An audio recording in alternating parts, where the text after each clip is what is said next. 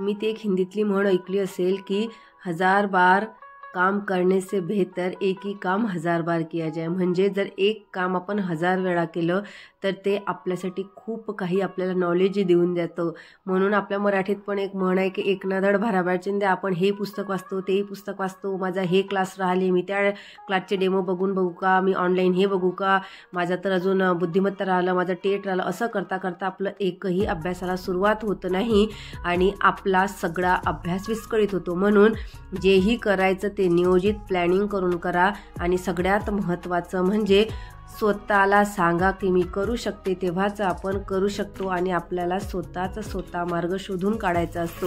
म्हणून जोही अभ्यास करायचा आहे तो व्यवस्थित टॉपिक घेऊन, छोटा का असो ना, त्या टॉपिक घेऊन आजचं माझं हे टार्गेट आहे असं म्हणून तो टॉपिक कंप्लीट करण्याचा प्रयत्न करा आणि तसा अभ्यास करा। तर नमस्कार मंडळी, कसे आहात? मजेत आहात ना? मी वैशाली, तुम्हा सर्वांचे स्वागत आहे 4:15ला सकाळच्या ब्रह्मवेळेत। आणि बघा मी कोमट पाणी करून घेतलं आणि बॉटल भरून माझ्या आपल्या स्टडी रूममध्ये चाललेली आहे। आणि इथे बघा मी रात्री काही अभ्यास केलेला होता आणि इथे पुस्तकं मी अशीच ठेवून गेली, जी की आपली खराब सवय असते, जागच्या जागेवर आपण सामान ठेवायचं असते।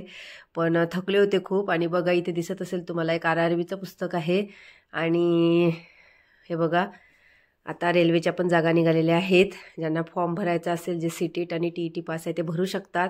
आणि आता बघा मी पॉझिटिव्ह अफर्मेशन करून घेते आहे, जे की तुम्हाला माहीत आहे की मी नेहमी पॉझिटिव्ह अफर्मेशन करते, त्यामुळे आपल्याला खूप आणि असं छान पॉझिटिव्ह अफर्मेशन केल्यामुळे आपला दिवस खूप छान जातो आणि आपण स्वतःला कॉन्फिडन्स फील करतो आणि मोटिवेट राहण्यास आपल्याला फार मदत होते। आणि बघा ज्या RRBच्या जागा निघाल्या, रेल्वे टीचर रिक्रुटमेंट, त्यामुळे कसं त्याची वयोमर्यादा पण छान आहे।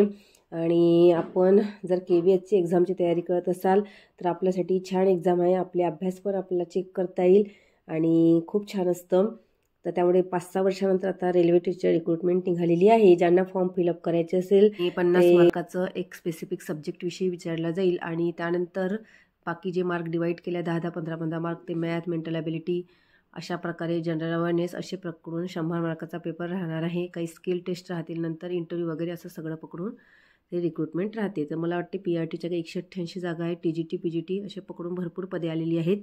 तुम्ही ती जाऊन चेक करा, तुम्हाला छान मार्गदर्शन मिळेल। अशा भरपूर कमेंट दिसत आहे की ताई आम्ही अगोदरचा जो अभ्यास करतो तो विसरून जातो आणि नवीनच अभ्यास थोडा काही दिवस लक्षात राहते, मागचं विसरून जातो।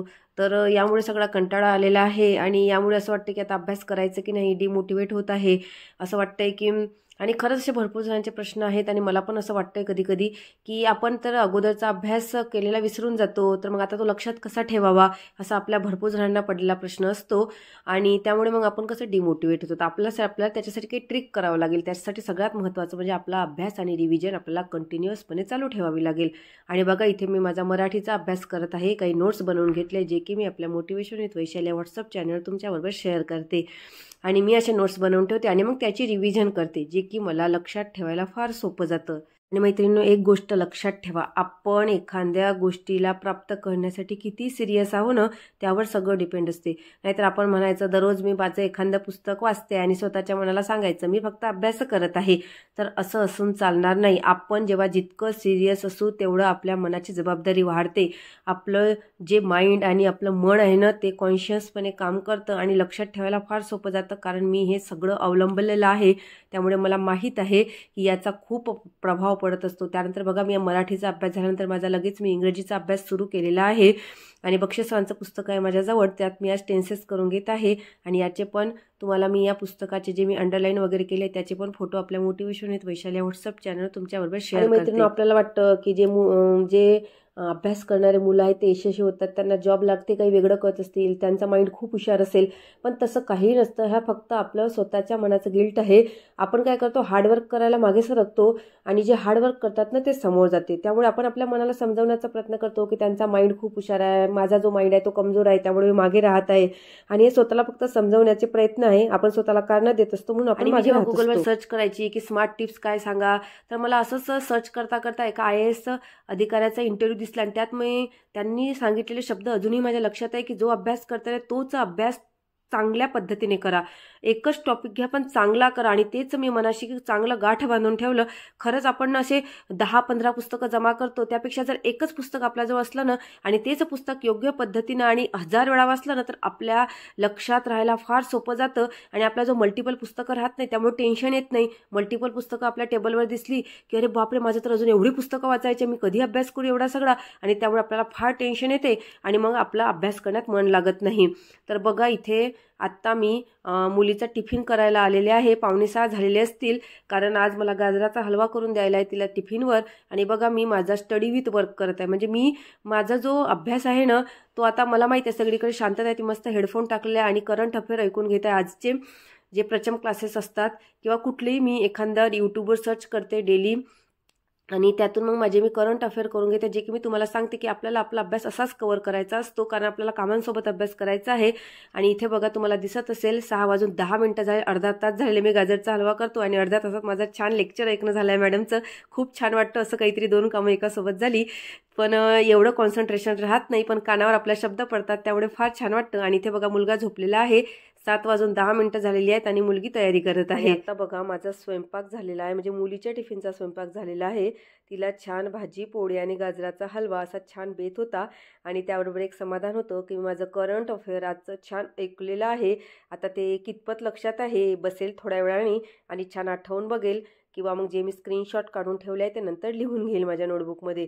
आणि तुम्हाला सांगते ना मैत्रिणींनो, जेव्हापासनं मी त्या IAS अधिकाऱ्याचा इंटरव्ह्यू पाहिला ना तेव्हा मला समजलं की आपण जेवढाही अभ्यास करू तो चांगल्या पद्धतीने का, त्यामुळे मला खूप फायदा झाला. तेव्हापासून मी काय करते, जेवढे मी ऑनलाईन क्लास असो किंवा जेही काही अभ्यास करते ना ते नोट बनवून शिकायला किंवा माझ्याजवळ नोट करून शिकते, म्हणजे मी लिहून ठेवते हे सगळं. त्यामुळे काय होतं, मला माझा अभ्यास लक्षात ठेवायला सोपा जातो. कारण अगोदर काय व्हायचं, मला असं आठवतच नव्हतं मी वाचलं तर माझं कितपत लक्षात आहे आणि मी विसरून जायची, मी घाबरून जायची, त्यामुळे मला फार टेन्शन यायचं आणि यामुळे मग मी मागे राहायची. तर मग आता जेव्हा मी ते नोट जे करून ठेवते माझ्या नोटबुकमध्ये किंवा मग ते लक्षात ठेवण्यासाठी स्क्रीनशॉट काढून ठेवते आणि त्याचे नोट्स बनवते छान, त्यामुळे मला खूप फायदा झालेला आणि असा अभ्यास मी माझा सोपा केलेला आहे, जे की तुम्हीही ही पद्धत अवलंबू शकता आणि यामुळे आपला अभ्यास फार सोपा होऊ शकतो. इथे बघा मिस्टर त्यांचे कपडे प्रेस करत आहे आणि त्यांनी छान काही आवडीची ओल्ड सॉन्ग लावलेली आहे, जे की मी स्वयंपाक करता करता ऐकली छान आणि मला पण छान वाटलं. आणि जरा बाहेर आले कोथिंबीर न्यायसाठी तर इथे फुलं दिसली, थोड्या वेळ स्मॉल हॅपीनेस वाढवला स्वतःचा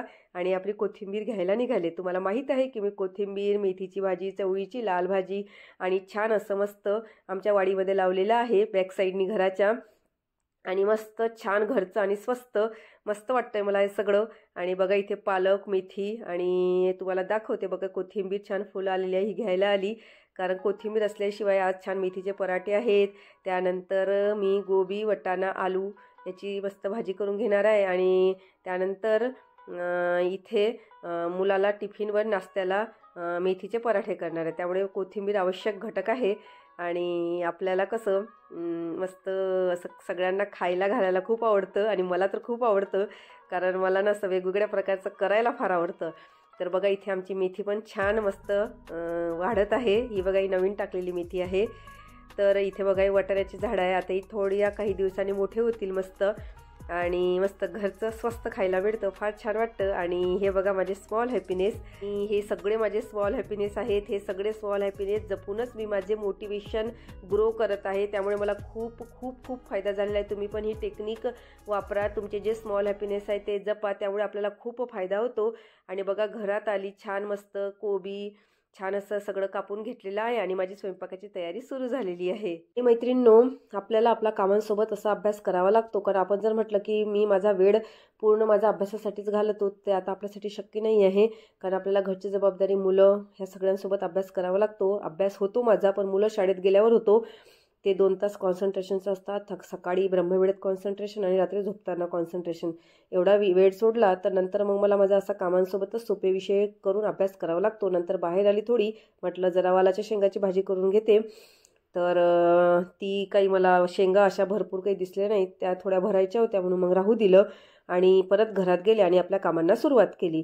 तर मला मैत्रिणींनो, मला तुम्हाला एक सांगायचं आहे, आपल्या अभ्यासासोबत ना आपल्याला आपले PYQ करणं फार आवश्यक आहे. जेवढे प्रिव्हियस इयर सोडून बघू, टेस्ट सिरीज सोडून बघू, तेवढे आपल्याला आपले वीक पॉईंट लवकर समजतात आणि आपल्या अभ्यासात आपल्याला कॉन्सन्ट्रेशन करता येते. आणि त्यानंतर आपले वीक पॉईंट शोधून आपल्याला त्यावर काम करता येतं. आम्ही मुलाचा टिफिन पॅक केलेला आहे आणि मिस्टरांचा पण टिफिन पॅक केला आहे, कारण ते पण टिफिन नेतात. आता इथे छान माझं मस्त आवरणं झालेलं आहे, स्वयंपाक झालेला आहे आणि आता मी मस्त नाश्ता करून घेणार आहे, ब्रेकफास्ट. तर आज मी मेथीचे पराठे बनवून घेणार आहे आणि मी आज ज्वारीचं पीठ, तांदळाचं पीठ, बेसन, थोडं गव्हाचं पीठ घालून मस्त त्याचे छान थालीपीठासारखे आम्ही पराठे बनवतो. तुम्ही कसे बनवता हे मला नक्की सांगाल. तर इथे बघा आता ते दोघंही आंघोळीला गेलेली होती, म्हणून मी म्हटलं चला आपण थोडं करंट अफेअर अजून एक वेळा चेक करून घेऊया. म्हणून मी परत करंट अफेअर लावलं आणि माझा अभ्यास सुरू केला. मला जसा वेळ भेटतो ना, 5 ते 10 मिनटं का असो ना, मी त्यावेळेस माझा अभ्यास करण्याचा प्रयत्न करते. कारण एक वेळा ठोकर लागलेली आहे की एक मार्कांनी, 2-2 मार्कांनी आपण मागे राहतो, त्यामुळे फार दुःख होते आणि असाच अभ्यास करून आपल्याला आपला मार्ग शोधून काढायचा असतो. आता इथे बघा मस्त छान मेथीचे पराठे करता करता माझं करंट अफेअर मी पुन्हा सुरू केलेलं आहे, की जेणेकरून लक्षात राहायला सोपं जातं. मी ज्या आठवड्याला PYQ सोडवते ना, त्यात मला याचा खूप फायदा होत आहे. जेवढी आपण रिव्हिजन करू ना, त्यामुळे आपल्याला मदत होते की आपलं कुठं चुकत आहे आणि त्यामुळे आपण त्या टॉपिकवर जास्त भर देऊ शकतो. त्यामुळे PYQ सोडवणं फार महत्त्वाचं आहे आणि PYQ सोडवल्यामुळे मला माझ्या ज्या वीक पॉईंट आहेत ते सुधारवण्यात खूप मदत मिळत आहे आणि त्यामुळे माझ्या अभ्यासात पण असं कॉन्सन्ट्रेशन येत आहे.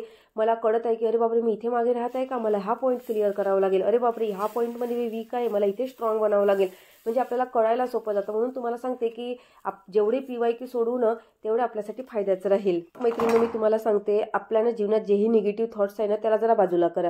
म्हणजे एक्झाम होईल की नाही, मी माझा अभ्यास करू शकेल की नाही, मी संघर्षच करते का सगळ्यांसोबत, किंवा लोक माझ्यासोबत संघर्ष करतात का, की बाहेर काय चालू आहे, खरंच नाही, या सगळ्या गोष्टींना विराम द्या काही दिवसांसाठी आणि फक्त स्वतःकडे लक्ष द्या. जेवढा स्वतःचे वीक पॉईंट शोधण्याचा प्रयत्न करून आपल्याला दुसऱ्याकडे लक्ष द्यायला वेळच मिळणार नाही आणि याचा आपल्याला भरपूर फायदा होणार आहे. आणि जे की हे माझ्यासोबत मी करत आहे म्हणून तुम्हाला सांगत आहे. असे कामं करता करता जर आपण आपला स्वतःचा मार्ग शोधून काढला ना, तर आपल्याला जरा मनाला समाधान वाटतं की माझा अभ्यास होत आहे, कारण त्यामुळे आपल्या मनाचं मोटिवेशन वाढतं. भरपूर कमेंट येतात की अशा प्रकारे अभ्यास केला जातो का, अभ्यासासाठी तर एकच फोकस करावा लागतं. पण मी त्यांना सांगू इच्छिते की आपल्याला वेळच मिळत नाही, आपल्याला जबाबदाऱ्या असतात, घरचं काम असतं, त्यामुळे आपल्याला असा शोधून जर वेळ काढला नाही तर जेव्हा आपण अभ्यास करायला बसतो ना, असं वाटते की बापरे, माझ्याजवळ तर फक्त इतकाच वेळ आहे, या 1 तासात मी काय काय करू शकेल. त्यामुळे फार दडपण येतं आणि लक्षात राहायला फार कठीण परिस्थिती होते आपल्यासाठी. म्हणून आपल्याला स्वतःला जर मोटिवेट ठेवायचं असेल तर मी असेच माझे मार्ग अवलंबते आणि याच प्रकारे माझा मी अभ्यास करते. तर बघा आता इथे मी घराची स्वच्छता करून ठेवत आहे आणि बाहेर पण आली झाडांना पाणी घालण्यासाठी. जरा झाडांसोबत माझा मी वेळ घालवते आणि तिथे पण मी माझा फोन आणलेला आहे आणि इथे मी माझे जे आपले सर आहेत, रोहिदास चौंदे पाटील सर यांचे आणि बाळासाहेब शिंदे सर यांची मस्त इंग्लिशची व्होकॅब्युलरी ऐकून घेत आहे. त्यामुळे कसं आपल्या कानावर शब्द पडतात आणि आपल्या लक्षात ठेवायला सोपं जाते. तर मैत्रिणींनो, आजच्यासाठी एवढंच. आज तुम्हाला कळलं असेल की आपण अभ्यास कसा करू शकतो, आपण अभ्यास कसा लक्षात ठेवू शकतो, नोट्स काढणे का गरजेचे आहे, त्यामुळे आपण लक्षात ठेवायला सोपं जातं आणि अभ्यास आपला सोपा पद्धतीने होते. असाच तुम्ही पण तुमचा स्मार्ट स्टडी करा आणि अभ्यासासोबत आपला दिवस घालवा, कामांसोबत अभ्यास करण्याचा प्रयत्न करा आणि स्वतःला मोटिवेट ठेवण्याचा प्रयत्न करा. चला तर भेटूया पुढील व्लॉगमध्ये. तोपर्यंत स्वतःची काळजी घ्या, आनंदी राहा, पॉझिटिव्ह विचारांना खतपाणी द्या आणि आपला भरपूर वेळ चांगल्या संगतीत, चांगल्या विचारांसोबत घालवा, जेणेकरून आपण आपल्या स्वतःला मोटिवेट ठेवू शकू. बाय.